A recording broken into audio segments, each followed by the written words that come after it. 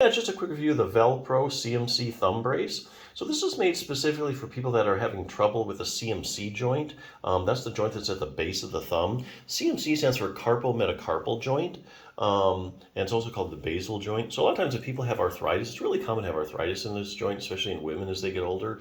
It's called CMC joint arthritis or basal joint arthritis. So what this brace does is it basically supports the joint and it restricts its motion a certain amount.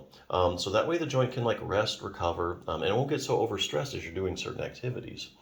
So a couple of points about this particular brace. It does have a bendable metal strip that goes around it. So once you put on, you can kind of squeeze it with the other hand, kind of get like a custom fit.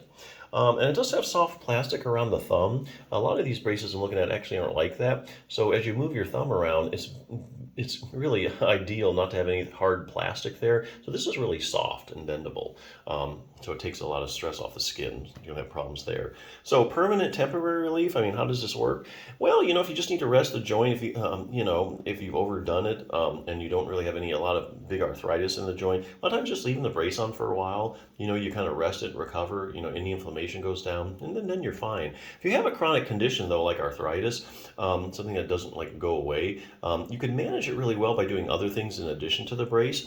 A lot of people don't know this, but there's actually a lot of exercises you can do for CMC joint arthritis. I'll just use this as an example of the Healthy Thumb Handbook.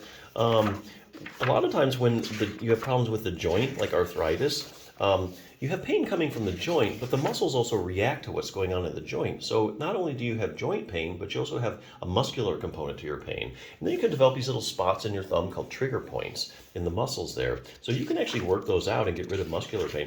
Matter of fact, sometimes, even though you have joint arthritis, the problem is all in the muscle.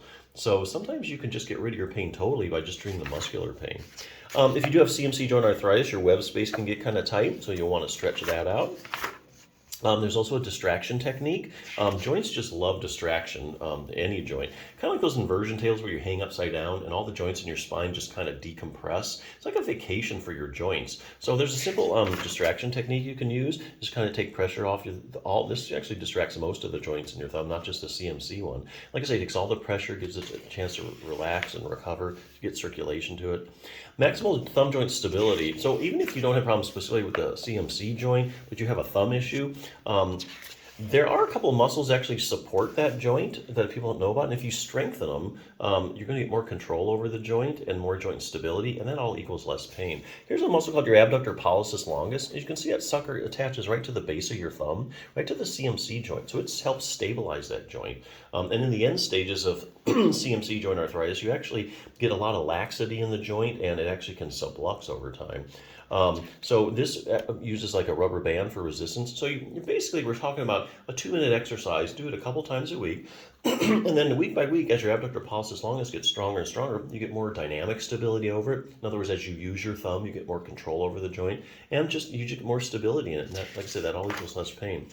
One other muscle called your first dorsal interossei. As you can see, that attaches right there along your thumb and helps support that joint. So you do some first dorsal interossei strengthening. So here again, we're talking about maybe 5 minutes worth of exercises twice a week. It goes a long way. Week by week, as that gets stronger, then you're going to have less pain in that joint. But nothing like a quick fix. Throw on a good brace like this. Rest it. It'll help it recover. Try some exercise as well to get long-term carryover. So yeah, it's a good brace. Check it out.